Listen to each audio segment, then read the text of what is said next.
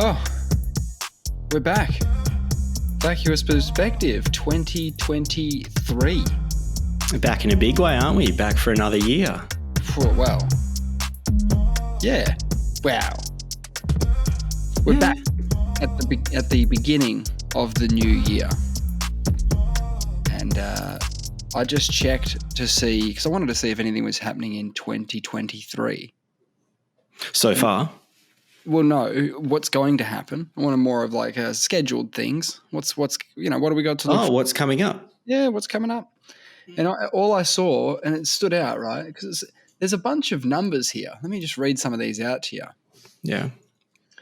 2023 in various calendars. The Gregorian calendar, which is 2023, or MMXX 111 if you're playing at home. 111. Oh, yeah, of course. Yep, 3, yeah. Yeah, 3 ones. But if you scroll down, it goes through the Buddhist calendar, in which case it would be 2567. 2567. Do you know why? Do you know when that starts or why that starts there? I don't know. 2567. All right. Noted. Yeah, and if I scroll down even further, it starts getting a bit funky. The Holocene calendar. You should be familiar with this. Yeah. So you should know the year then. What would it be? 14,000 or something like that? Okay. Yeah, you're close enough. Ish. We're going to give you that one. It says here 12,023. But so what? Anyway, it's just 10,000 years before zero. Before Jesus. Exactly. Oh, I didn't know that. Okay. So 10,000. Okay. Nothing's happening. Nothing's going to happen. Nothing's happening in 2023. Oh, so you couldn't find any prophecies? Nah.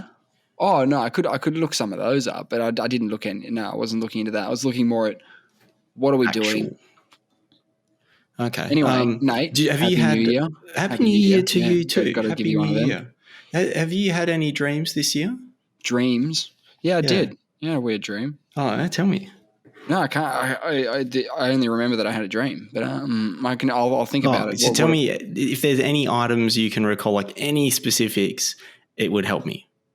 Yeah, no, I have nothing right now. That's all right. Did you have a dream? I haven't had a dream yet, but I'm looking forward to it because I believe doing a dream reading. What's happening? No. It's in Japanese culture. There's a thing called a hatsuyumi. Okay. Which is the first dream someone has in the new year. Oh shit! And it's important, is it? It's very important. Oh fuck! I got to remember this dream then.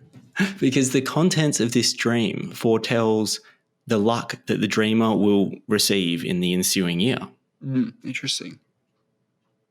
Yeah, and it is considered to be particularly good luck if you dream of Mount Fuji. Was there a Mount Fuji in your dream? I think it was Mount Fuji, yeah. Really? Yeah. Was there a hawk? Was there a hawk? I'm not sure if there was a hawk or not. Is that bad? No, you need a hawk. Need a hawk. And the third ingredient in this miraculous dream is an eggplant. Was there an eggplant? From what I remember, there was a eggplant farm at the base of Mount Fuji, and I was tending to it when a bird flew overhead, but it was not a hawk. Categorically not a hawk? Do you know much about birds? 100%. Enough. Was it a predatory bird? Was it a pigeon or was it would it be better if it was well, I think a predatory bird is closer to a hawk, and then you would be living out you're the chosen one. If you have a dream about Mount Fuji, a hawk, and an eggplant, you should be contacting someone in Japan and telling them about it. Oh, people will think that you're, very important. You are very important. Well, yeah, but they'll go, no, but he's the eggplant mountain guy. Yeah. I don't actually know how you tie together a hawk, an eggplant, and Mount Fuji. You did pretty well. Well, do you have your AI? Do you have your AI thing handy? Yeah, almost all the time. Oh, could you just say a dream involving Mount Fuji, a hawk, and an eggplant? That's a pretty good prompt. Because apparently this combination is lucky because Mount Fuji is Japan's highest mountain. Yeah. The hawk is a clever and strong bird. And the word for eggplant, which is nasubi, suggests achieving something great, which is nasu. Nasu.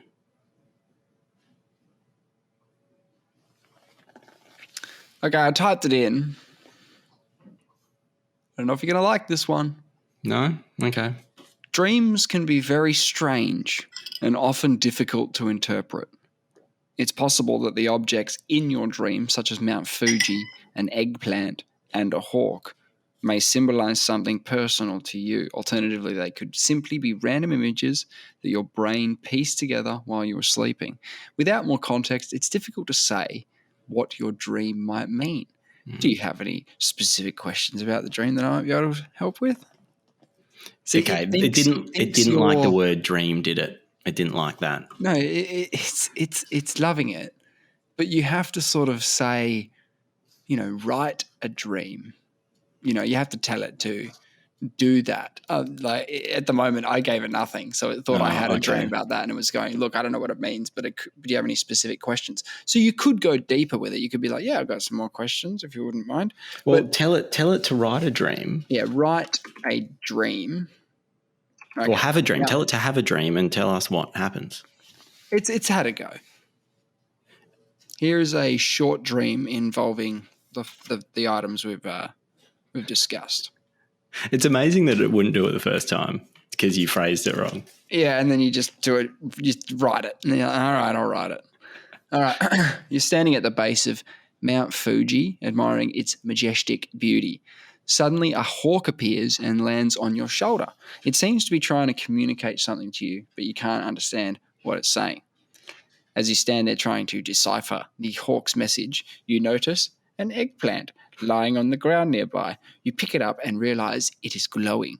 You decide to bring it with you as you begin to climb Mount Fuji. Now, did they say anything about glowing eggplants? They didn't, but that must be extra specky. Do you know you've achieved something great when you're holding a glowing eggplant and climbing the highest mountain in Japan?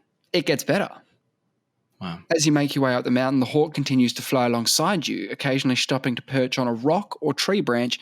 The eggplant's glow grows brighter and brighter until it's almost blinding. Amazing. Finally, you reach the summit of Mount Fuji and are greeted I'm so invested. with a breathtaking view. The hawk takes off into the sky and you realize that it was trying to lead you to this moment all along. You look down at the eggplant in your hand and wonder what significance it holds. Wow. Is it still glowing? It doesn't mention if it's glowing or not. As you begin the descent, you are filled with a sense of peace and clarity, knowing that this journey was meant to be. Wait, that's not a dream, is it? Dreams are fucked up. It had a glowing eggplant. What? It had a glowing eggplant. I meant like you don't get a beginning, middle, and end of a dream. You get the middle and that's it. Yeah, you're right. You get no context at all. Yeah, but it makes so much sense to you at the time. It's like an epiphany. And then you wake up and try and explain it to someone and it makes no sense. And it goes away. Yeah, and you're wondering, you're like, how could this possibly have made any sense to me at the time? You can't even like jiggle it together in any way to explain it to anyone. That's just your either very, very dumb sleeping brain or your very, very smart sleeping brain. Not sure. One of the two is working. A part of dreaming, I understand, is, well, Carl Jung's view on dreaming is that the mind works by using symbols. And so the symbols are conveying something to you far deeper than, far more complex than words or Sure. We think very matter-of-factly when we're sort of in reality, where you sort of you read things and you hear things and it's all very kind of logical and sequenced, whereas what it does is it just drops symbols which are loaded with deep meaning to you, specifically to you, and not to someone else. So you go to a dream person and you say, I was dreaming. You kind of have to dig really deep to be like, hey, what do you think about eggplants? Like, tell me everything you know about eggplants to understand, to start to have an idea why your brain may be putting a glowing eggplant into the dream. Or maybe you want to achieve the Mount Fuji hawk eggplant dream. You want that. You want that as your first dream of the year, right? That's the goal. That's an important dream. Important time to have it. So you train your brain. Yeah, train your brain to bring on that kind of a dream. That bringing, like starting, I've never like been able to go to sleep and like start in any kind of dream state that I've wanted. But have you slipped back into a dream before? I have, yes. So then you know that it is possible for like your conscious mind to go, no, I'm going back, and you got back. Wouldn't that be so weird for everyone in your dream? Because they go, no one ever comes back. What are you doing back here? Oh, I fell straight back asleep. I wanted to come back. Fuck, man, no one ever comes back. You don't want to confuse the other entities in your dream, do you? Like, it's already confusing enough. You don't want to have them upset or confused. Yes. Let's coming back into you're right. An aggressive situation. You're right. Let's be considerate to the subconscious, occupiers of our minds, and not slip back into dreams in the future, guys. If you've come out of a dream, let it go. You don't leave someone's house. All right. Say, bye. Thanks for having me. I'll see you later. And then just come back in. It's very upsetting for everyone left in the house. Don't do that. Yeah, don't do that. That's really to your mind. Yeah. You can't be to your mind. Yes. We're not kind enough to our minds sometimes. No, we're not. We're barging back into dreams left, right, and center every possibility we can It's so rude. I've never really thought about it. Have you ever tried to get back in to a nightmare? I have definitely not tried to get back into a nightmare. Why would you get back into a nightmare? Because you want to fix it? Nah. Although there is a certain element. It's like, well, what happens at the end? Nightmares. No. This is the thing. Nightmares don't really end. Don't end? No. I don't think I've ever really got to the end of a nightmare. It's the uncertainty. It's like when you're watching a scary movie. It's very scary. I don't really watch scary movies. I wouldn't say this was scary, but a thriller type movie like what's it called? Cloverfield or something? Was there one called Cloverfield? Isn't that the Godzilla one? Yeah, sort of. I think so. But do you like that one? Not really. I'm just thinking of one where it was kind of, there was a bit of suspense at least. I was a bit concerned about what the monster might be. Right, because they never show anything. So your mind's playing tricks going like, ooh, this thing could be really scary. What's the scariest thing I can kind of think of? Like, this is terrifying. But you never see it. And then once you actually catch a glimpse, you're like, oh, as it gets more real, it gets less scary. Sure. Because the fear has now been materialized into something that you can deal with. So you're like, oh, it's just a big monster thing. Like, yeah, I can, just avoid its, monstery activities and I'm fine. But when you don't even know if it's a monster, it could be like some weird ghosty thing or some witch or something. You don't know what you're dealing with. You're like, am I trying to protect myself from voodoo? Or am I trying to protect myself from a monster? Well, either way, pretty fucked in the dream. The dream doesn't really set you up to win. You don't win the fight against the baddie in the dream. They win most of the time. Well, I don't really get to the end. Does anyone win? The only one I can think of where I've dropped back in is I used to have a recurring dream when I was younger. I can't remember if I spoke about this on the pod or not. Where I was the front of a car. Okay, I was on the front of a car and the car was like pretty out of control. I don't know who was driving it. I was like on the bonnet, I can't remember if I was backwards or forwards. You'd think I'd be front down. Because that's the safest way to be on a car. And it was driving towards a wall, right? So you think the dream would last about 5 seconds, but I never got to the wall. Like that, you never get to the wall. You just get all the bits leading up to it, and you get all the sort of anxiety of being on the front of a car. Yeah, isn't that fun? Yeah, it's weird. I don't know how many times. Pardon me? You wake up and you just feel shit house. Yeah, you feel shit house. You feel like you've had that experience. It's very I've had stressful. Work dreams where you work all night because you're just at work all night. Oh, no. And you wake up and you're like, fuck, that was a tough day at work. Oh, and you go, no. No. It's work day. And this was maybe like a long time ago. This would have been when I was like in my 20s. And, that was So you was had tough. a long, boring work dream. Yeah. And then you have to get up and live that. That's very sad. It was one of the hardest days I'd ever worked at that gig, at that job. Because you're not getting paid when you're in the dream. That's the problem. I got paid dick all in my dream. But even if I got paid in my dream, if at the end of the day they were like, man, you did so well today. Look, don't tell anyone, here's $1 million, right? In the dream. I'd wake up and still be like, fuck, like that was nothing. The saddest thing is, even if in the dream, say you even got to payday, say you went long enough, so you went a whole pay cycle. Yeah. But then you get paid in the dream. Yeah. You wouldn't even give a shit. Like, because obviously it's a dream, so you've got one. But then what's scary is that's the life we live. We're actually living that situation.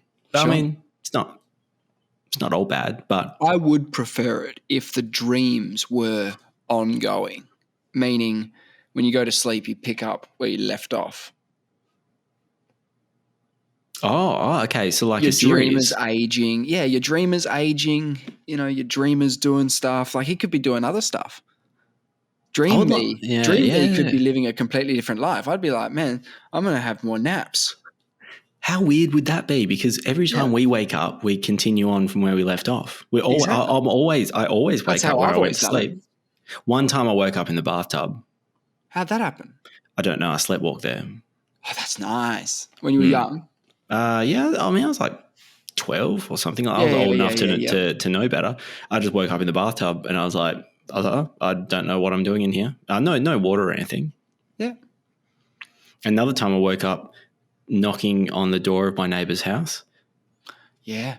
Freaky, isn't it? Yeah. I was very good friends with the neighbours. Don't know what happened. I just decided I wanted to hop over there. Just take a stroll. It was 2, 3 in the morning. Yeah. And perfectly good time to walk over to your neighbour's house and knock on the door. Write that down. And the physical act of knocking, like woke you up. Like the feeling of the door on my knuckles snapped me out of the dream whilst I was knocking. And I didn't know what I was so confused. I was so fucking confused. I was like, why am I here? And then they were actually pretty quick to open the door, but I think I was also in a bit of a stunned, like, I think they were, I don't know what, like in my memory of this was it was like 2, 3 in the morning. It could have been midnight, who knows? Like I was young, so just felt late. Yep. And they, of course, because they're very good friends, I didn't even know how to I think I was a bit confused. I just said, come in. And then I called my parents and just said like, hey, Matt's over here. And my mum was like, yeah, I heard the front door open and I've been looking through the house for an intruder. Yeah. Well, you did the smart thing and bailed. I got out. I could see the problem happening. I saw the danger. Slightly, maybe a couple of steps ahead of your mother. Got out of the house. So what happened to the intruder?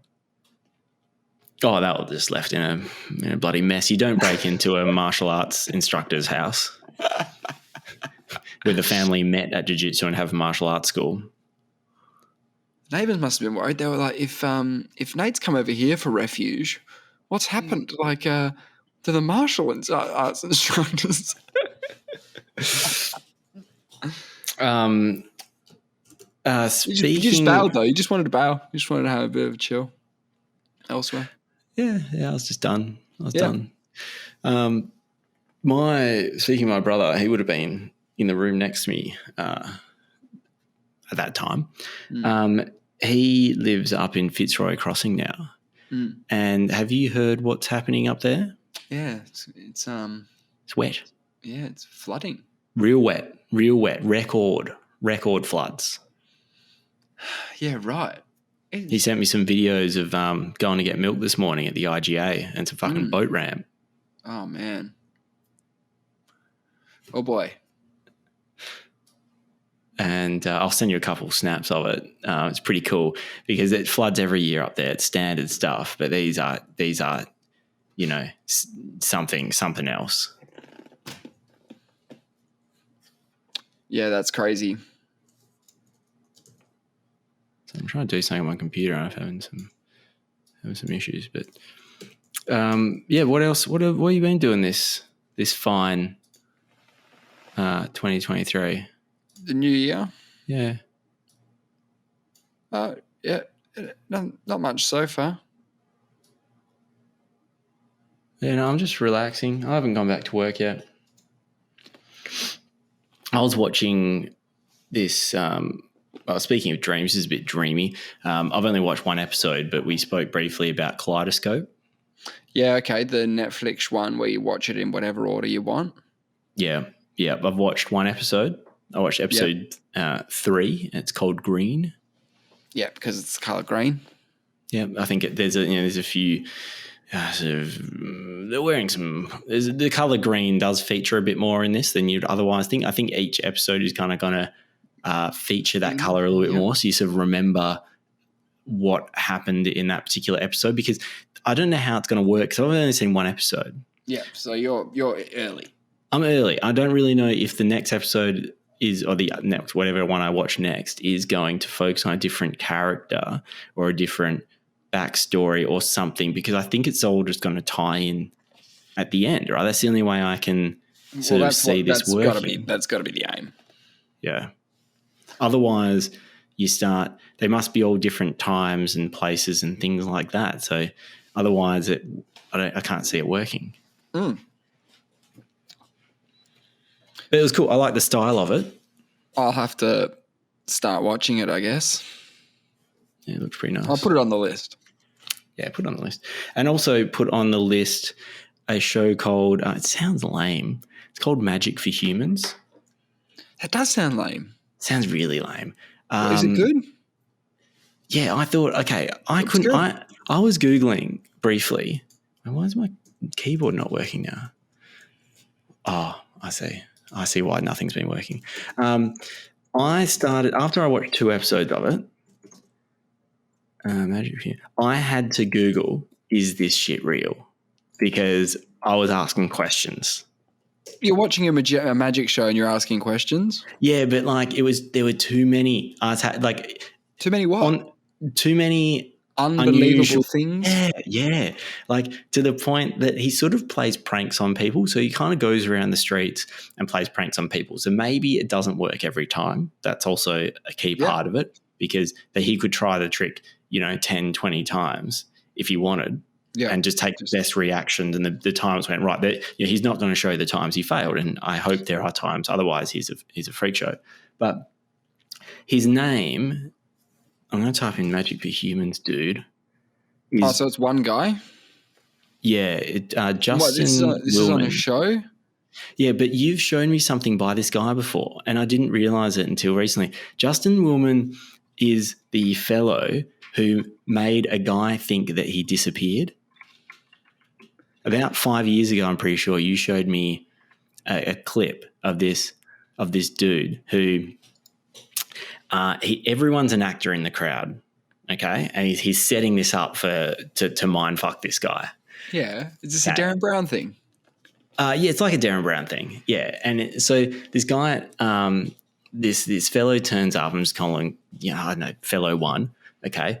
And he turns up to this little crowd, and he had actually been to a previous magic experiment. He must have signed up to some crowd. I'm going to be a crowd dude for something. And they had hypnotized him. So they know they'd done this previously, just, made him think he's a chicken or whatever on stage. So they know he's quite susceptible. He's the right kind of guy for this, because he's shown that he has been hypnotized before, right? Very suggestible. And so I think apparently, because I've watched a behind the scenes thing where they say to him, I'll get to that later. Anyway, so he turns up at this little amphitheater thing, and this Justin Willman fellow says, I'm going to need some volunteers. And he's like, hey, mate, come up here, hop in the hot seat. Right. And he gets this other guy who's an actor to sit in the other seat. And he puts basically a rug over the other guy and makes him disappear. And so this fellow number one is looked at this thing that's just happened and has been whoa, holy shit, he's made him disappear, kind of thing. And he's freaking out a little bit. He's sort of breathing really deeply and blown out. Covers him up, whips it off, and everyone's like, and right. there's more back. Yeah, they're invisible. but there's more backstory to this. He did some things to make it look like water appeared and that a Coke can was floating and things that the guy was invisible. Yeah, right. Set him up. The guy was invisible, was holding an invisible Coke, was holding a Coke can and it was just flying around. And they're like, wow, that's amazing. And he thinks, oh, fuck, that's what's going to happen to me. And then he thinks he's invisible. Yeah, and everyone's treating him as if he's invisible. So they plant the seed and he just eats it up. He just loves it. He was running around the stage, right? Yeah. He's like wiggling in front of people. This. Yeah. Okay, and then he makes the first guy reappear, and then he makes fellow number one reappear, and he comes out of this thing doing this gang sign shuckers thing that is so hilarious.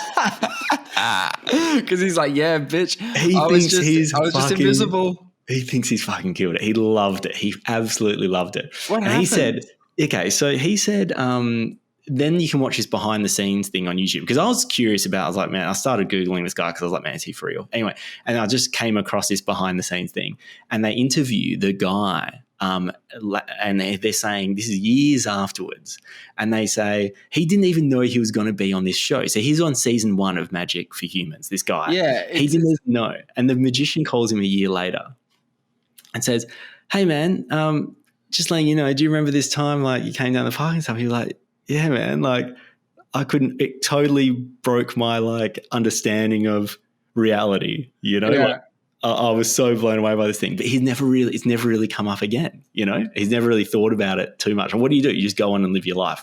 Your life doesn't change. Yeah. And he goes, and he mentions, I think he got his permission to use him or whatever in the episode. He's like, yeah.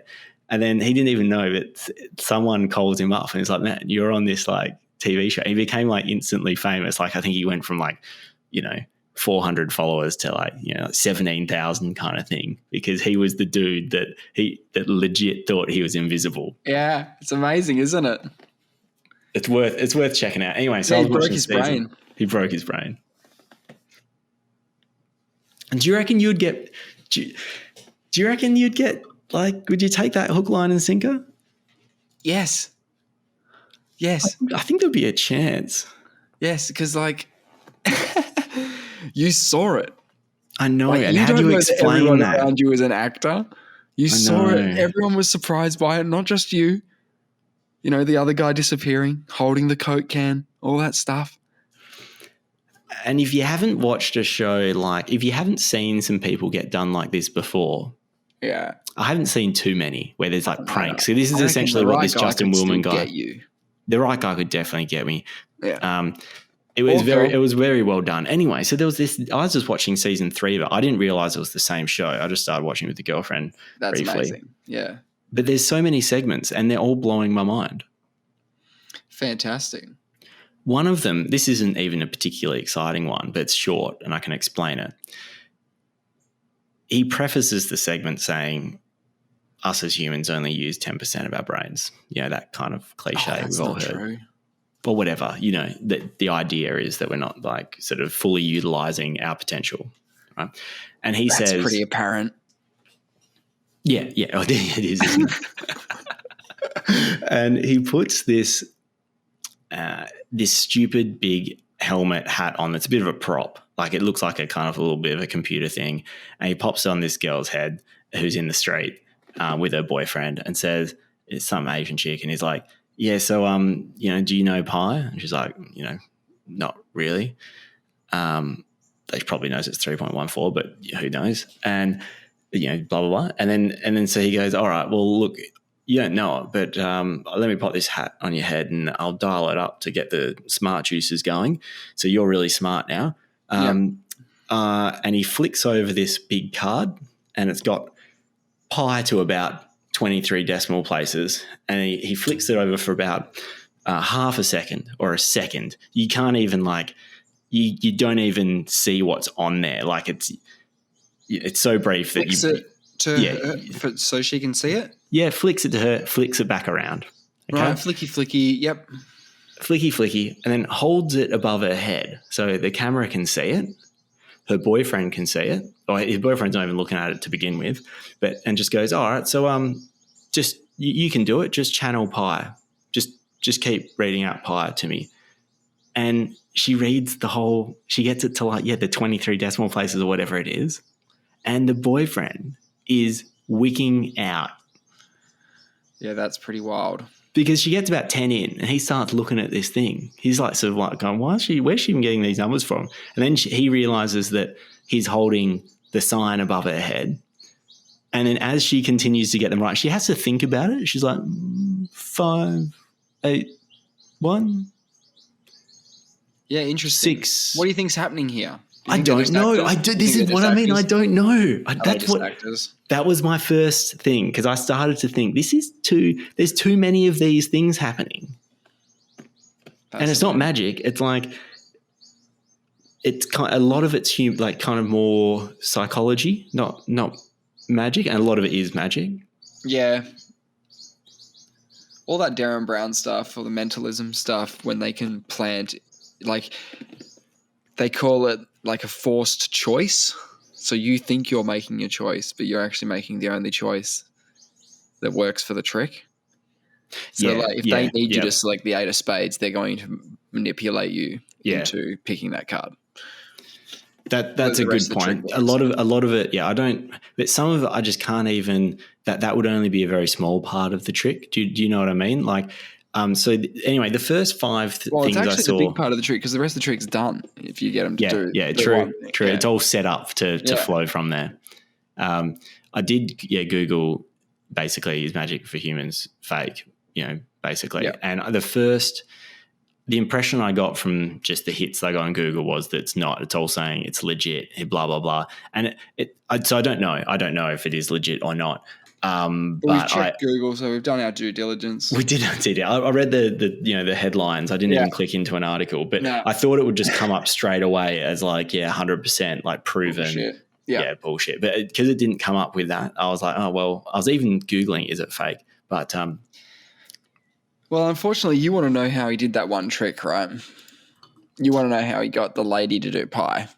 Yeah, I do, and that's going to be difficult. It is going to be difficult because magicians, right? Yeah, well, they're pretty secretive about this stuff. I went one step further for this because I just wanted to see one of, I said there were so many segments and I was kind of blown away. I thought, one of these might be true, but I don't think you can do all of them. I just wanted to, there's something I found on YouTube where it's this Justin Willman fellow explaining how he does 5 simple tricks. Okay. And it was still pretty impressive because he shows it to you and you're like, this is magic. Like, they were easier ones than ones he did on the show, but they were still like, I don't know how the fuck you did that. And then he shows you and you're like, wow, like it's all sleight of hand and he seems so casual and aloof, but like his movements are so calculated and so precise. There's a good Penn and Teller bit where they literally explain what they're doing as they're doing it. I need to check that out. I do like a bit of Penn and Teller. They show you from him profile facing like this way, and they show him from profile facing this way as well, so that like you can see all the moves he's doing. And they even do it in slow motion. You know what I mean? They're like, but they still fuck with you. You know what I mean? All of it is still them fucking with you. The best feeling as a magician must be like popping the ball or whatever into your pocket, knowing that from now on, everything that you do is irrelevant. The trick's done. It's secured. Yeah. It's in your pocket. All this rest of this faff is just, what's he doing? Like, where's it going? Like there's, he can just keep doing other shit because they're like, oh.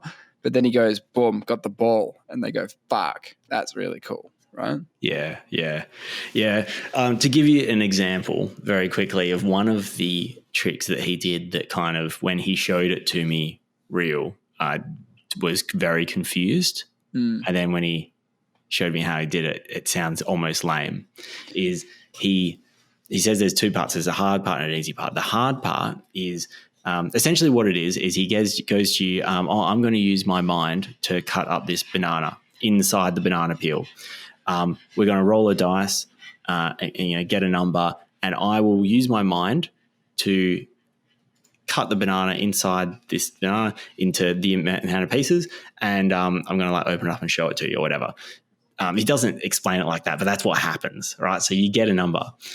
The easy part is he takes, when he rolls the dice, you do the number on top and you add it to the number on the bottom. So it's always 7. That seems really lame, but because it's such a small part of the trick and it happens, the way he kind of delivers it, your alarm bells aren't ringing that he's done that. It's like kind of just, I can't remember how he words it, but you're not alarmed. But he says that's the easy part. And what you're saying, right? You're not actually, it's the illusion of not probability. Choice. Yeah, the illusion of choice or randomness, should I say, the illusion of randomness, but really he's eliminated the randomness. He says the hard part of the trick is, in terms of setup, you need to get a banana and you stick a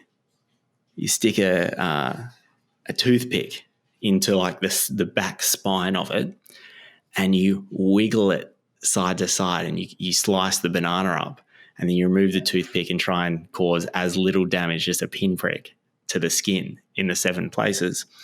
And then you face the banana so it is the back spine that you've been poking holes in is facing you, and just the front of the banana is facing them.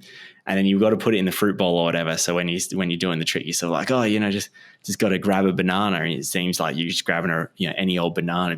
You're grabbing this like butchered, carved up banana, but it looks good. And then once you peel it open, it's kind of like all those little holes. Your brain isn't kind of looking for a tampered banana. No. And so that seems like a pretty lame one, but when you actually see him do it the first time, you're like, man, that was pretty cool. Yeah, I never understand the ones where they're like, okay, so here's a coin, put your name on it. You put your name on the coin, cool. Put it down, put it in your jacket pocket. And they put it in their jacket pocket. And then they go, okay, cool, bring out the box. And they bring out a big locked box with a big lock on it. They go, this box has never been opened, ever. And you go, wow, that's amazing. And then you break open the lock with your teeth or whatever. You open the box, and inside is the coin with the guy's signature on it. Never going to know. I'm never going to understand that shit. I'm never going to understand that shit. That's some bullshit. I don't get it. I know. It makes me very angry. I want to see some of the most extreme tricks. Like, I want to see the most unbelievable trick and see how it's done. But it ruins the trick, doesn't it? Of course. You don't want to know how it's done.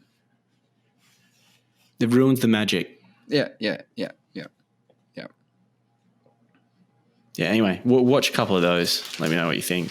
Yeah. I'll if it's on Netflix, I'll smash it out. That'd be great. Yeah, it seems like your kind of thing. I love a bit of magic. Yeah. It's very, it's a little bit geared towards, it's easy watching. It's kind of fun. He's basically pulling pranks on people. Mind fucking them. Yeah, and their reaction is pretty good. Of course. Yeah. No, I liked watching like Darren Brown back in the day. That was always good fun. Yeah, his ones are more serious and a little bit more like sinister. Psychotic, yeah. Yeah. He's a bit, he wants to wreck your brain for now and for all eternity. He's done some riffers though. I think I've seen most of his. What's he been doing lately? I have no idea. Maybe he's done like 20 things. We just don't have access. Where is it? Don't know. I might look into it. I loved all his things are amazing. If you don't know, he essentially hypnotized someone to or sets them up to see a certain pattern, like a woman in a dress, and go into a hypnotized state, pick up a gun, and which he thinks is loaded with real bullets, but it's actually blanks, and shoot Stephen Fry on stage. Assassinate someone in public. It's quite amazing. It's amazing. Absolutely incredible. And it starts making remember a thing. Didn't remember a thing. That was also another important thing. They said, how was the show? And he goes, it was pretty good. And the people who were at the show kind of knew something might go down. They got told, look, something might happen. It might not. Just a forewarning. Yeah, a bit of forewarning. Don't panic. Yeah, that's right. Because Stephen Fry is about to have blood capsules smashed up on his chest on stage. So they went all out. And as soon as he shot the guy, he just sort of sat down, put the gun down, and they took Stephen Fry off stage. Well, I think he just got out. He would have just. He had some blood things go off on him. Yeah, blood. He was set up. He was set up to look like he had been shot. Yeah. And then Darren sort of comes on the stage and goes, "Hello, Darren. It's me, Darren Brown. Hey, I'm still inside your brain in there meddling around. Hey, anyways, you're going to wake up in about 5 seconds, so enjoy the rest of the show. 5, 4, 3, 2, 1, and sort of disappears off the stage, and Stephen Fry sort of resumes his diatribe about language. Or, he was talking about the essence of language. That was his sort of jam that night. And then they asked him after the show, sort of how was it? He goes, "Oh yeah, it was interesting." He lied. It was interesting. And then he said, "No, did you remember anything out of the ordinary? Yeah. Anything?" No. And it's like, no. And then they show him the video of him shooting he's so shocked. Man. Yeah. Man, that's got to really mess with you. That would be so confusing, because they do say to him, like, "You haven't done anything wrong. Just watch this video." Yeah. So, Stephen Fry's not dead. You're not going to jail. It's all good. I like the one that they get someone, speaking of dreams like we were before, they set up the environment around someone that goes to sleep, basically in a dream set, like crazy, weird. Everything was saying everything's very bizarre in a dream. Yeah, but that was really weird. It was just red lights everywhere. It was just terrifying. I remember like a sheep or something, but this person, and they set up this person to go sleep in a room that wasn't actually a real room. All the walls are outside. It's like a set basically. Yeah. And then as this person does go to sleep, they kind of I think he puts the person into sort of a hypnotic type sleep as well, if I remember correctly. I don't recall. Is that legal? I don't know. I don't know. The legislation hasn't caught up to the reality. And then the person does, I think, or mate Darren Brown gets on like a little like a radio or some kind of thing. It says like, come out of the hypnotic state in 3, 2, 1, and they sort of naturally kind of wake up. They're in this dream-like environment. World, They have this world, and they have a little walk around, and they're kind of like, curious, but not as probably shocked as I would have been. Then they go back to sleep, and they ask them the next day if they remember anything. They don't remember it. Whoa. So they're conscious in a dream-like environment, but their brain almost treats it like a dream in terms of the way you don't remember a dream. Interesting that she can go to sleep and be woken up out of sleep by Darren Brown saying, "Hey, it's me in here still." Hey. But I think they even I don't understand how hypnosis works, but can we get you I don't hypnotized? understand how anything. Can I get hypnotized? Yeah, I think I will Should fight it. I'm very suggestible, but I also think I will not. Like, I feel like I won't really allow it. But that's what everyone says probably before they get hypnotized. Maybe. I think mentally, I don't know if I can fully let go. I don't know if I can fully let go of the reins. That's sort of what's happening when you're under hypnosis. Yeah, I'm not keen on that at all. No, I like the reins. But I love the idea of suggestion. If I feel maybe comfortable enough, I love. So we're doing it then. Lock it in. Is there? How do you just Google get a private hypnotist? We'll get a private one. Yeah. What I'd like someone to recall, like someone to be able to get me to recall things that you otherwise wouldn't be able to recall. Okay. What about this? Do I have your permission to hire someone, but not to be like a "hello, I'm here for your hypnotism session," but to just sort of like grab you by the shoulder one day and get you there, and then later we'll do the hypnotism thing, but get you assault your mind. Is that like where Darren Brown comes up to people and he shakes their hand and just like puts their hand on their head and they just kind of like collapse? Yeah. It's that creepy one that he did where he dressed as like a black and white noir clown and went up to people and goes, "There was a pale wall when you lived at home." And they'd go, fuck, dude. And like he was just pulling all their memories out, their childhood memories. That's right. How the fuck does he do that? I've got to rewatch that. How does he do that? I think he's cold reading people. Okay. And probably ditching the bits that don't work. What level is he operating on, right? What level, how did he... I think it's 12. I think it's level 12. Is it practice? Like, he's obviously a very skilled man. Yeah. So where does he learn this from? What fucking crazy nutbag is he picking these things up from? This is the unfortunate part of Darren Brown's story, I'm afraid, is that he's been farming human minds, literally. Farming them? Yes, he goes up to a new person, saps their brain, gets them. Oh, and he acquires He's becoming more powerful. He's becoming more powerful. Yes. Farming them. So he's not really farming the brains. So how did he get good? It's all the brains. Because farming the brains would be growing a bunch of people in an area to use their brains to acquire their brains. Like he's just hunter gathering brains. Yeah, but in the modern world, you have to just use Twitter and stuff to do what? Get brains. Oh, to get brains. So the more followers you have, when you go to a live show, more people come, more brains. Brains. And then you go to the next show, more brains, different brains. Hey, haven't had this kind of brain before. Oh, do you reckon he likes it? But do you think you were just trying to give my brain away? No, I'm not trying to give it away. Trying to farm it out. You're trying to pimp out my brain to a hypnotist. Yeah, and it was even worse because I was going to do the whole, street one. Because I don't want you to be feel like you're in a cage in a zoo. I don't want you to feel the pressure of being at a hypnotism show. Yeah, I don't want a crowd. I don't want a crowd. No.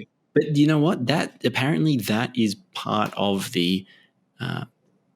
That's part of what makes people. I think some people in the hypnosis show, it's almost the expectation and the pressure of the crowd apparently applies. Yeah, helps some people, but that does not help me. I don't think, in my opinion, that wouldn't help me. I think I would be more likely to be hypnotized in a quiet room, laying on a leather chair. The little clock. What little clock? They have a little clock. No. Hypnotism. Come on, man. Hypnotism 101. TikTok. Oh, the thing they dangle you on. Something. You got to dangle something. You got to dangle something. That seems to be. Why does that work? Why does that get you going? Oh, I don't know, but it really fucks you up. Apparently, I think it's I understand, and I have no understanding of this, so don't quote me. The back and forth motion, because it makes your eyes go back and forth. It simulates rapid eye movement when you're in a dream state. Because that's what happens. Rapid eye movement is your eyes going back and forth. Okay. So we're trying to acquire some sort of waking dream state. Or I think it triggers that. It starts to hack that part of the brain, I think. That's my understanding. Well, we need to talk to REM, the band, the dude. Why? Because they surely know something about rapid eye movement because that's what their band's named after. Right. We should ask them. We'll draft up an email. We'll just ask them. We'll get it down to a nice brief question. Tell them a couple of songs that we liked, and we should get it. We should get a response, right? Yeah. If anyone knows anything about this, don't listen to the doctors or anything because they're kind of got an axe to grind. And this REM though, true. They wouldn't lie about this. They had no reason to lie. Well, that's interesting. Maybe you don't need a hypnotist. Maybe you just need to move your eyes back and forth really fast. Right? Yeah. I might try this at home. I might just try and hypnotize myself. Can you imagine if you hypnotized yourself, though? Who brings you up? There'll be a YouTube for that. Does Darren try and hypnotize himself? It kind of sounds like I don't think so. He doesn't mental want to touch masturbation. His own brain. No, he doesn't want to mess with his own brain, dude. Oh, that would be gross. Yeah, no. Maybe he can pre-record some stuff and really farm his own brain. I don't think he's interested in that. I think he's only interested in other people's brains. Okay, I found out how REM got their name. Yeah, good. So in 1980s, Yeah, that's when rapid eye movement started happening. That's when it first started. This is really the origins. Their still unnamed band spent a few months rehearsing in the deconsecrated. What's deconsecrated mean? So if something's consecrated, it means it's good. It's happening. If it's what's the word? Deconsecrated. That would be bad.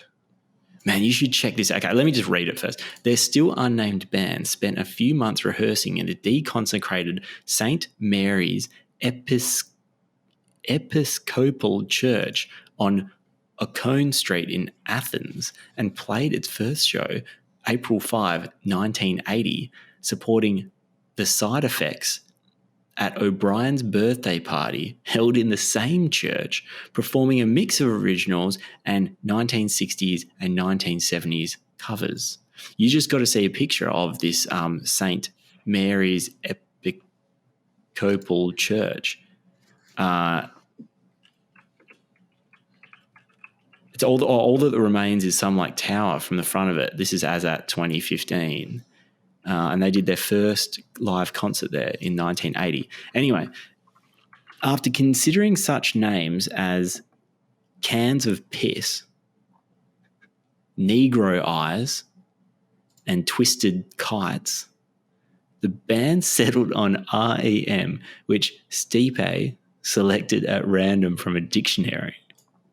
REM is well known as an abbreviation for rapid eye movement, the dream stage of sleep. However, sleep researcher Dr. Raphael Pelayo reports that when his colleague, Dr. William Dement, the sleep scientist who coined the term REM, reached out to the band, Dr. Dement was told that the band was named not after REM sleep. Oh, confirmed? So that's in inverted commas. Told that the band was named, in inverted commas, not after REM. So, because that's just, he's quoting him. So anyway, it seems like he picked it out of a dictionary, but they're not naming it after rapid eye movement. They just called it REM at random. Yeah. Going with that, are we?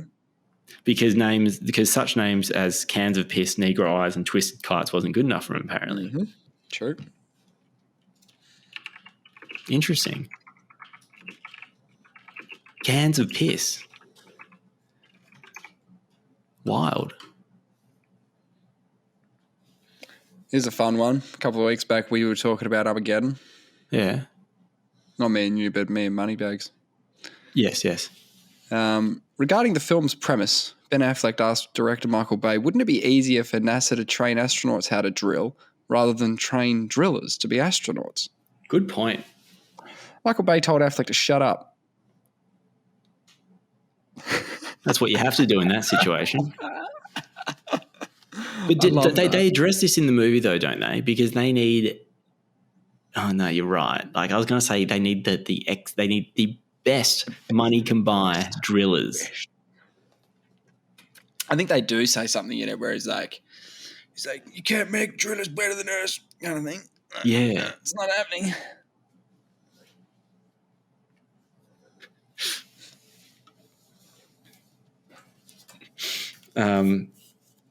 Hey, there's you don't really follow much basketball, do you?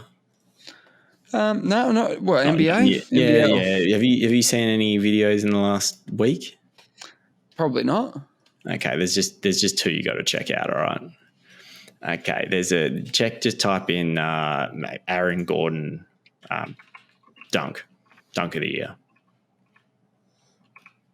We're looking at 1 week ago. Yeah. Okay, let me just start your 1 minute video. Yeah, I got a 1 minute video. Okay. 3, 2, 1.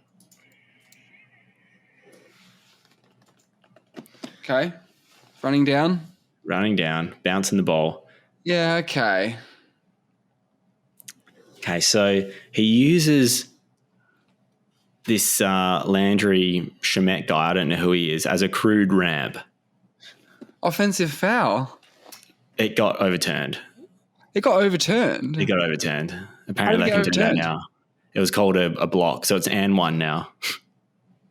He was moving. I guess so. Jeez. Got dunked on and then landed on almost. And got landed on. The landing's sort of half the fun. No, but he went easy on him. He didn't want to hurt himself, obviously, but like you're not going to like drop your elbow on a guy. But no, that's good. It's good. It's pretty sick. And now type in Ant-Man. Well, Ant-Man? Yeah. Dunk. Didn't dunk. Maybe write that. Didn't dunk? Yeah. This one. I've got nothing. They're all a year ago. Oh, 10 hours ago? Yeah. No, it should be a year ago. Yeah. A year ago? It didn't count. Anthony Edwards didn't count. Yeah. I got it. 51 seconds. Yeah, I got it. Okay, so this is one where it actually got called a charge, but so it didn't count. That was also equally as huge. Let me have a look.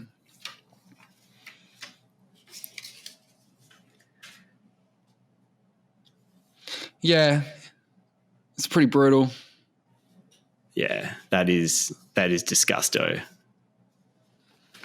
That's fucking huge. And Luka Doncic scored, did a 60 points, 21 rebounds, 10 assists game recently. That's pretty wild. And another guy today scored 71 points, 11 assists. Where's the roof on this? I don't know, because that's the first time ever. 90 points. This is the biggest, the first time ever someone's ever scored 70 points and had a double-double. That's crazy. 10, yeah. Are they playing more minutes? Well, that one went to overtime. That helps. That helps. I don't know if the Doncic one did, but yeah, I don't know what it is. They do make it. They are making it easier to score. Apparently, they've made the ring a little bit softer. I don't know how they construct it, but I was just listening to a commentator the other day, so they get more favourable rolls. So you hit the rim and it doesn't like boing away over the top or anything. It's kind of more likely to have a softer bounce. Does that make sense? Interesting. But of course they want more scoring, right? Why don't they make the ring just bigger, make it like a big hula hoop? They want more scoring? Yeah. They want more scoring because they're not like soccer players, right? Yeah, I was trying to get more scoring in the game last week. Just make bigger goals. Bigger goals, no goalkeeper. I reckon just make the goals twice as high and twice as wide. Boom. Problem solved. Dudes be kicking from halfway, jailing it. Well, you know what? You probably need to make it like a metre wider, half metre on either end, half metre higher, and the scoring would probably double just with that. Like if you made the goals twice as long and twice as high, I mean that'd be pop shot. That'd be great. It'd be so exciting. From half. It'd be so exciting. It'd be so exciting. It would be. That would be ridiculous. I want to see one. I want to see one game with that. Yeah, they'll be booting it. If you get within half range, you've got the green light to just have a shot. It wouldn't always go well. No, you have to score when you shoot. It would get to the point where the goalkeeper have to score. Yeah. Every time you got possession, you had to score. Hey, footy's around the corner as well, man. It's not far. Yeah, it's always March, right? Oh, wow. Yeah, okay. It's January. Footy. I was just trying to find a soccer game that had bigger goals, but they've never done that. We haven't come up with another first, have we? A soccer pitch with bigger goals? Yeah. It's a great idea. It's a great idea. Like you think that they would have done one exhibition game. Oh, there's a YouTube video, 9 minutes, by Tifo Football, and it's called "Should Football Goals Be Bigger?" Yeah, well, great question. Great question. Football goals. Where's the little explanation it had? Football goals have barely changed in shape or size in over 150 years. Crossbars marked 8 foot above ground didn't become mandatory until 1882. They were controversial from the start. The first net was used at the Kennington Oval in 1891, and football has since seen goal frames evolve from wood to aluminium, but the dimensions between the sticks have never been altered or even significantly scrutinised. Makes sense. They obviously did a good job when they did it. Yeah, but I mean, they're happy with it. You got to start. Like games like League of Legends change weekly. You know what I mean? Like it evolves. This is there's something beautiful about an untouched old game, right? Like baseball. Sure, like baseball. Except baseball's really dumb sometimes. Why don't we ask the AI to write 3 suggestions to improve the game of soccer, keeping in mind we want more goals to be scored? Oh, that's great. And before you tell me the answer, I'm just going to read the rest of this thing. This is surprising considering there was little or no science behind the goal size. In 1996, now disgraced ex-FIFA president Sepp Blatter called for the diameter to be widened by 50 centimetres, or as he put it, 2 footballs, and for the height to be increased by 25 centimetres, but uproar ensued and the plan was shelved prior to any serious debate. Man, Sepp Blatter, yeah, he's onto it. I like it. It's actually being discussed. Yeah, I know. I hear he's a bit controversial, to say the least. Yeah. I think all the corruption stuff was probably a bit too much. Hey, but I like where he's thinking with this. Like, I don't like where he's thinking about the corruption, but I like his angle. 50 centimetres. Yeah, that's what I was saying. Just a little bit. Just celebrate the big wins with little wins. Celebrate little wins. I'll take any extra goals. Is all I'm saying. I'm saying something needs to change. Okay, what's the AI got for me? Let's throw it to the AI. Let's ask it. Yeah. Number 1, I said write 3 suggestions. So number 1, increase the size of the goal. Good one. One way to increase the number of goals scored in soccer would be to simply make the goal bigger. This would give players more room to aim and make it easier for them to score. Boom. That's 1. Yeah, agree with you, man. Reduce the size of the field. Another way to increase the number of goals scored in soccer would be to reduce the size of the field. A smaller field means there is less space for players to spread out and defend, which could lead to more scoring opportunities. Might not. Interesting. I don't particularly like that one. Shelve it. Implement more aggressive rules for offside. Oh, wow, this is going deep. Currently, the offside rule in soccer can be somewhat subjective and open to interpretation by the referee. I disagree with that. By making the offside rule more clear and aggressively enforcing it, more scoring opportunities could be created. For example, the rule could be amended so that any player who is in an offside position when the ball is played to them is immediately called offside, regardless of whether or not they are actively participating in the play. Look, I don't think that's going to do much. No, I thought they were going to say make the offside rule more lenient. Yeah, get rid of it. Get rid of it. Even get rid of it so you can cherry pick. Yeah, have someone sitting up there because then you'd keep structure a bit more like AFL, even though they seem to all flood back now. But it said first one increase the size of the goal.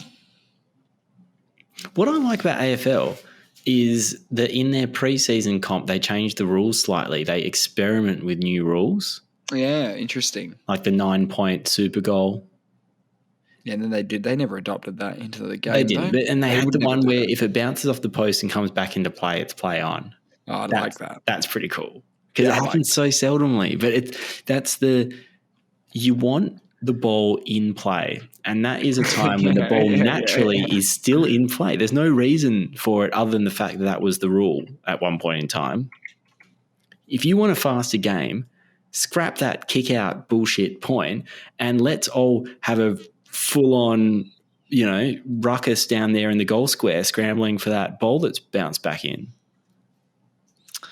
Yeah. That's all I'm saying. And there'd be some good highlights.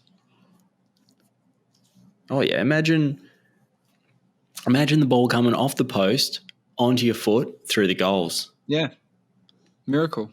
That'd be pretty sweet. Yeah. I've got this article in the old local newspaper that has a little look back at the highs and lows of the sporting world in 2022. In the local paper? Yeah. Okay. I was looking at it the other day. You got the Scorchers. I didn't even know this. In January, won their fourth Big Bash title. I didn't even know that they won. Hey, that's how much I follow it. Was that last year? January 2022. Yep. And apparently they're the most decorated team in BBL. Yep. We are. I forgot about this. Ash Barty won the Australian Open. And retired. Yep. And then retired 2 months later. That was quite controversial. That was a bit of a shock. Nah. No. Actually, it was, wasn't it? It was very. Yeah. She had just won first. They say first Australian woman in 44 years to win the Australian Open, and then retires. And she was number one in the world at the time. Yeah, and then you think about people like Venus and Serena Williams, who I'm pretty sure were dominating the world when I was a child, still playing the game. That is absurd. Are they still playing? Wait, no, they're both out, right? Are they still playing? They're still playing. I haven't seen that movie with Will Smith as their father. Nah, I think we've put Will Smith in the bin, haven't we? Oh, we're done with him? Yeah, I think so. Isn't he in the bin? Oh, you can't just... Look, why can't you just slap someone in the face in this day and age? It's all grow up. It's a shame. By the way, this is probably the worst way to go into this. I thought he apologised. You haven't heard, have you? No? What's happened? Dana White. What? So I need you to Google something. Ooh. Just Dana White. And then tell me what you say. Apologise for striking wife in nightclub during odd... Oh, it says footage of it. There's a video. Oh, that's pretty bad, isn't it? Yeah, it's really bad. So from what I can see, they're having an argument. He grabs her arm. She slaps him. He slaps it back. Well, you started it.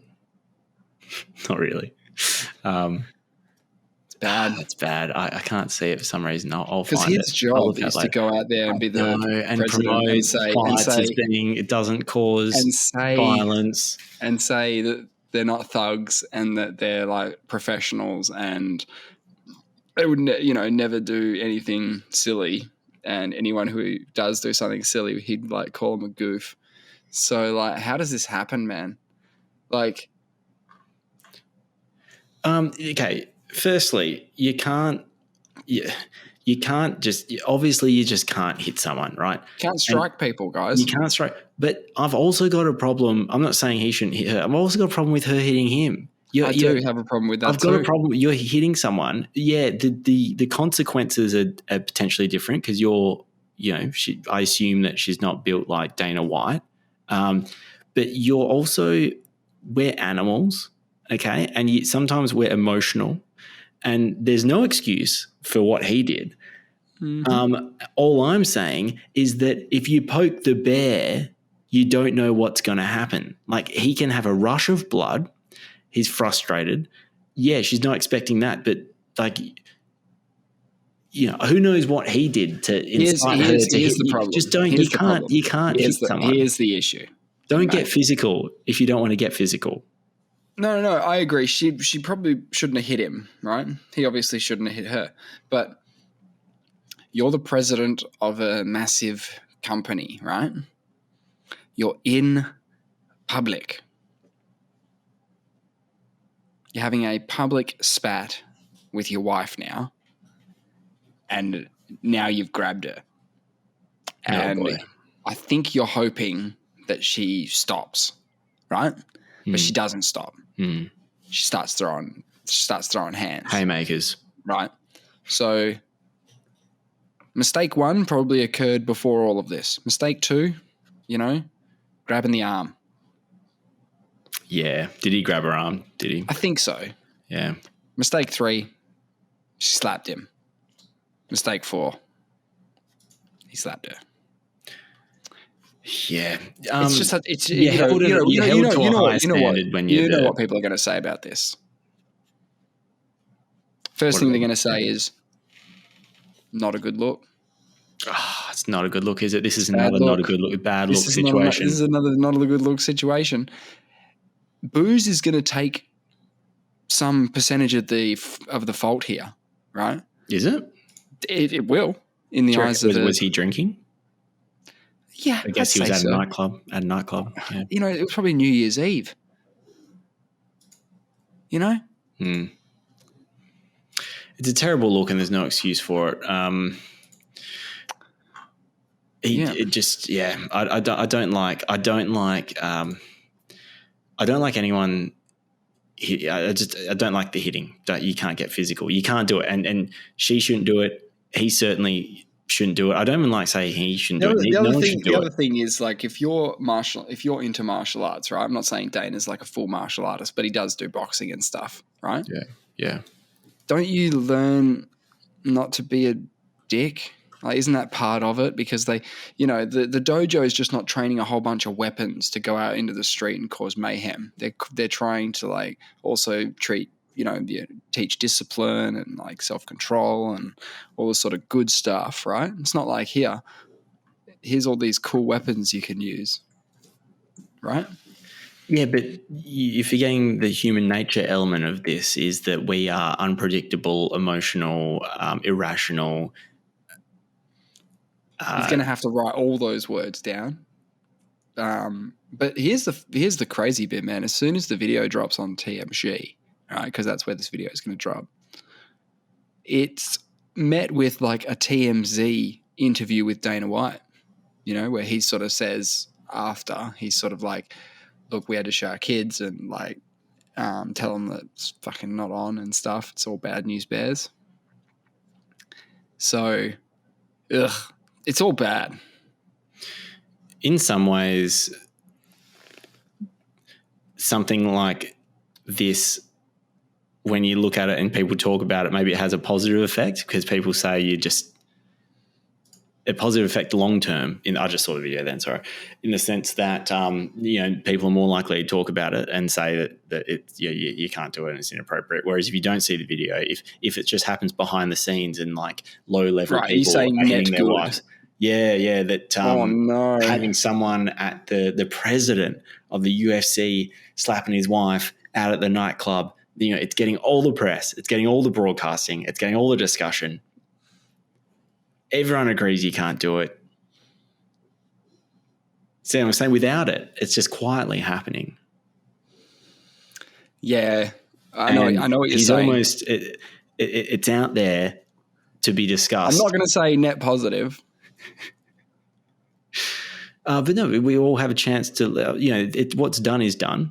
I'll ask his wife if she thought it was a net positive. It could be. She might go, it's 100% a net positive. Yeah, I mean, who knows? I'll write down your talking points for her so that I'll be able to explain it. Well, I mean, I'm sure she feels terrible about it. I'm sure she acknowledges she shouldn't have hit him. Like, it's almost like saying, they were having who knows? I've just seen the video. It's just bad. It's just. I'm trying to, like, be a contrarian and it's bad. I'm trying to sort of find some kind of what angle on it, different different Why? take. Not trying to, no, just because it's just for the. It's funny how I just find it funny that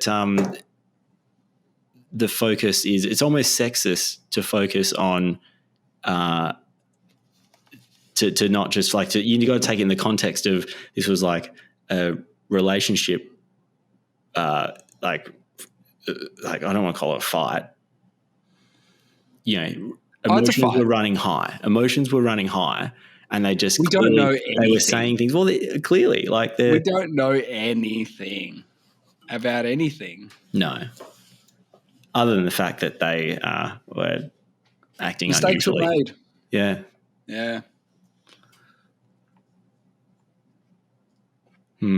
Yeah, Bill Burr's got a similar sort of thing.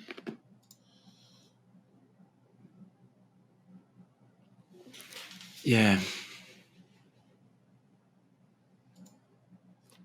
Yeah, I bet you wish you could have that moment again. That's what I mean. He's not even trying to do it. Just Just happens like his slap. I don't know if it's because it's the more recent one. It looks worse than the Will Smith one. Does it? I thought the Will Smith one looked like he absolutely wound up and took his head off. It's not about the. It's the setting. It's the nightclub setting. It's the, maybe it's just because it's the newest one, but. Yeah, Will Smith did it for all eyes to see. It was like it was an absolute. He presented it on stage. Walked up there in a tuxedo. Bam, and that was almost calculated because he knew what he was doing. Whereas Dana's was in the heat of the moment. More so in the heat of the moment. They were both in the heat of the moment. Dana's was the difference is that Will Smith knew cameras were on him. Yeah. And Dana didn't. Yeah. Dude, it just makes me think of all of the other people who, idolized or whatever, but just were scumbags. Like Conor McGregor's king hit on that old bloke a few years back, whenever the hell that was. That was so bad. That's pretty bad, wasn't it? Do you remember this one? Yeah. Goes into a pub, offers shots to everybody. I didn't understand. Is that how it escalated? Is it? Yeah, he was like, try my whiskey. So, no, I'm not interested. I like beer or whatever. And he's clocked him. Was Connor drunk or on something or? Just, yeah. On himself maybe. Yeah. I was reading an article the other day about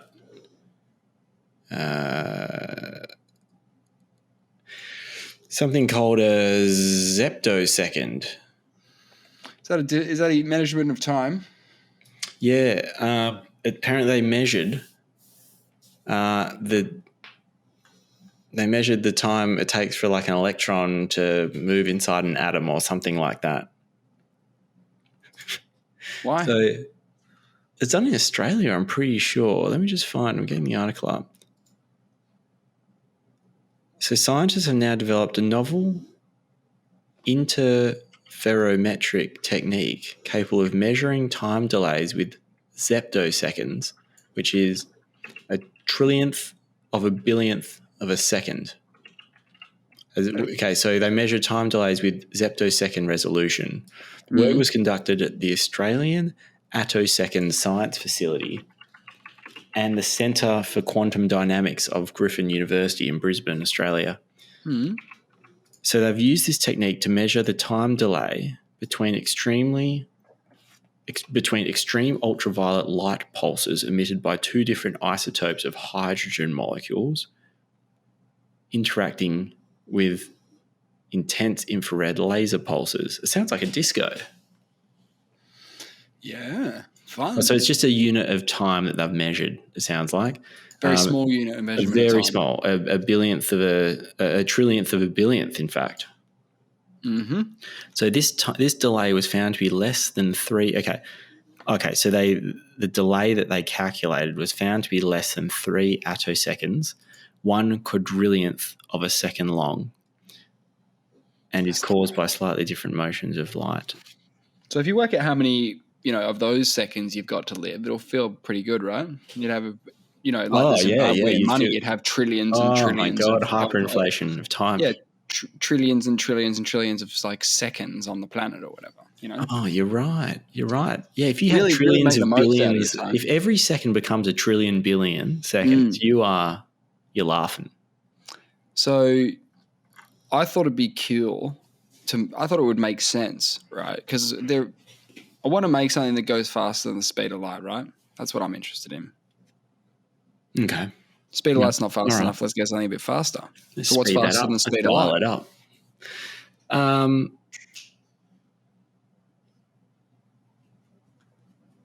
Neutrinos.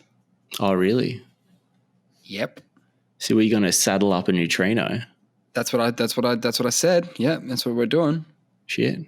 I actually wrote into the AI to design a spacecraft out of neutrinos to make it faster than the speed of light. I mean, I think I've just solved it. A saddle, right? Yeah. You put a saddle on it, just a complex neutrino saddle. Yeah. Go or whatever. You press go, it goes. Yeah, what's AI reckon about that? Well, it said it's currently not possible to design a spacecraft using neutrinos or any other known particle, Well, what as good the is it laws of then? physics do not allow for anything to travel faster than the speed of light. That's becoming more and more debunked. That principle of nothing traveling faster than the speed of light. I think that's almost gonna go. They'll go in our lifetime. That's one of my lifetimes. in our lifetime. That will no longer be. We'll look back at a time where we say, well, we used to think that the speed of light was the speed limit of the universe, as Einstein said. Yeah. Don't ask me why that's going. Apparently, it's just being undermined by,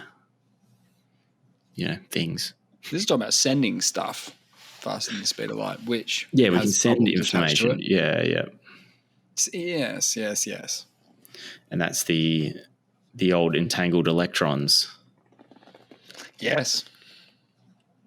And Einstein, called that spooky action at a distance. So I mean, he was spooked. He sort of that implicitly acknowledges that it doesn't really follow his speed limit, theory. What's moving though? What's traveling? The information. Yes, because the information is being communicated faster than the speed of light. It's happening instantaneously at any distance. Let's get them already. What do you reckon? Get what? Quantum. Let's get quantum. Quantum computers. Are we ready for a quantum leap?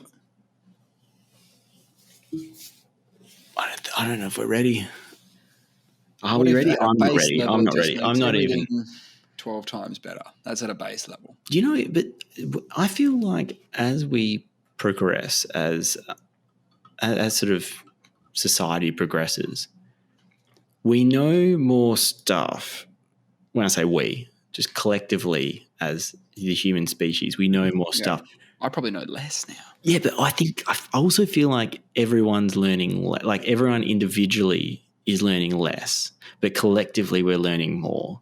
And it's all getting to the point where we don't even understand the financial system. No one fucking understands that thing. No one actually knows what's going on. Right. And there's a couple of people who know what's going on in every area. A couple, but even those are being overtaken by AI and algorithms. Soon, it's going to be out of our control. We're just going to hand over the reins of look, we were doing some stuff. Now it's all kind of just things are happening. We don't really know how or why or when. It's just happening. Well, it's all about improving things, right? So no one's going to say they want to go back to the 50s where the milkman leaves milk on your front doorstep, right? When we live in a world where you can order you can order the milkman and the rest of your groceries. But what happens if there is no milkman? It's a milk robot. Yeah, milk robot, send them. Let's go. But what happens if it gets to the point where we've replaced, the idea of replacing so many jobs to the point that we're virtually useless or are useless? This is the fear I think that's deep within us with AI, that we get replaced. I'm not as scared of it. You think there'll always be a place for us? Yeah. I don't think so. It's not forever. I know. How weird is it to think that there will be a time where there is one person, one member of the human species, unless there's a group that all kind of perish together. But conceptually, there'll be a time where there's the last of the human species. Mm-hmm. Well, that makes sense. And it's inevitable because we're either going to evolve into something that is not the same species or die. But in each that old each chestnut. Way, yeah. And that old chestnut, yeah. Okay. Yeah, look...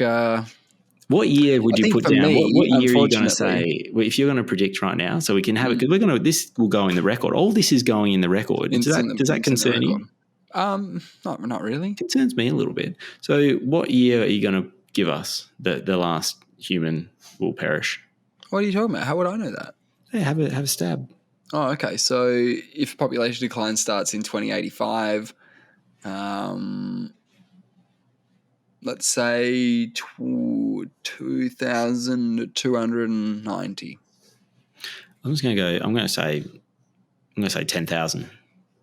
What? I'm going to say 10,000. I'm going to say that there'll be some humans, like, will be kept as, like, sort of dogs. Like, I can imagine Star Trek, and, there's all different. There's, like, I don't really watch Star Trek, but there's people from all different aliens sure on the ship. I reckon they'll keep a couple of humans just for sort of gags.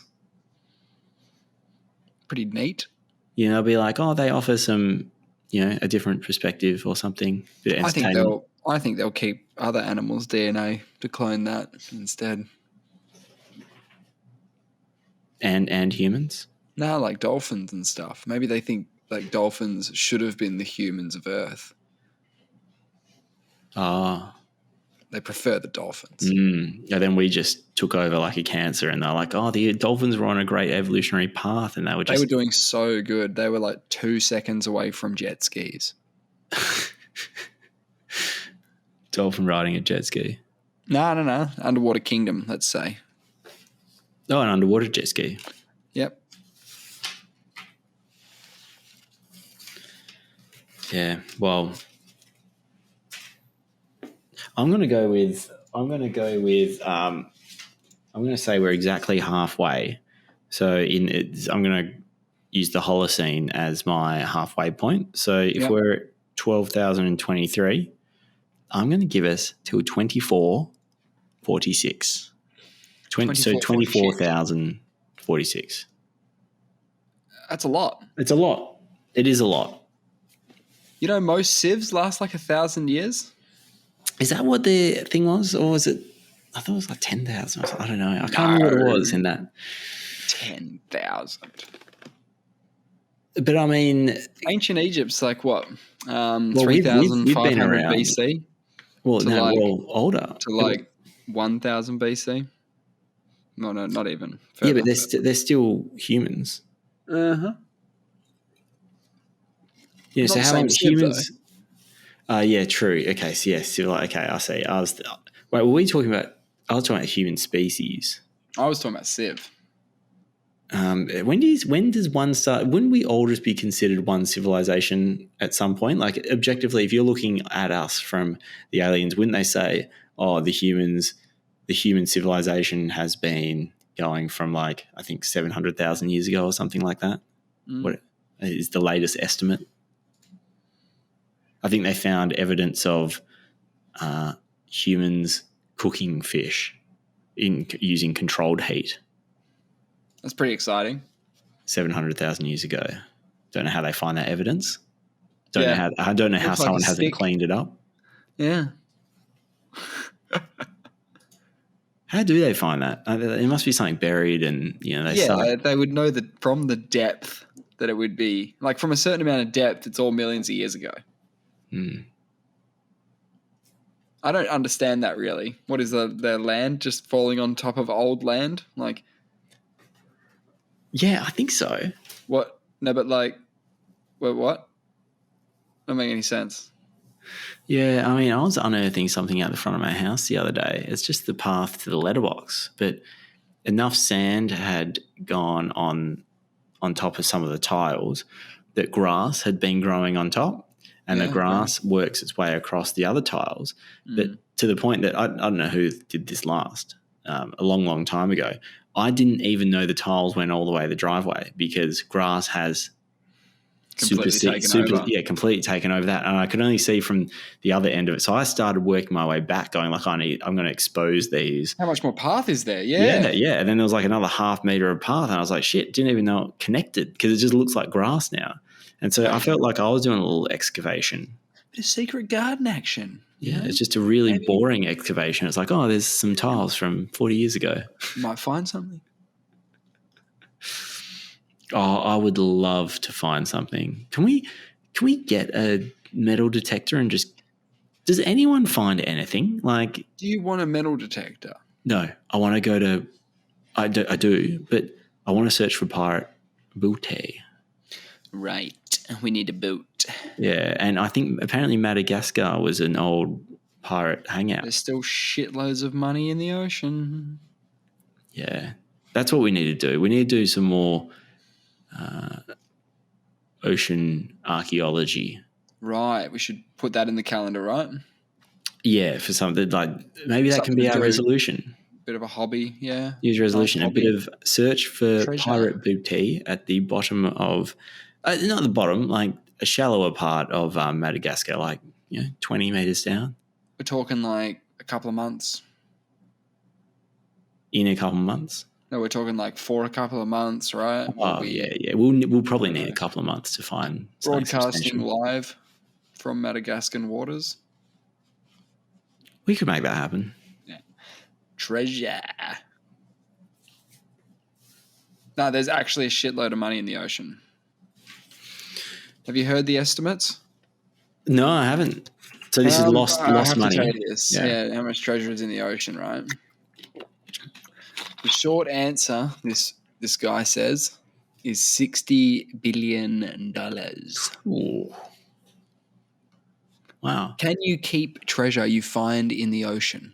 A common misconception is, hold on, put the trip on, whoa, cancel for a sec. A common misconception is that finders can keep their discoveries at sea, but under international law, anyone who finds a wreck must report it. Oh, really? Yeah.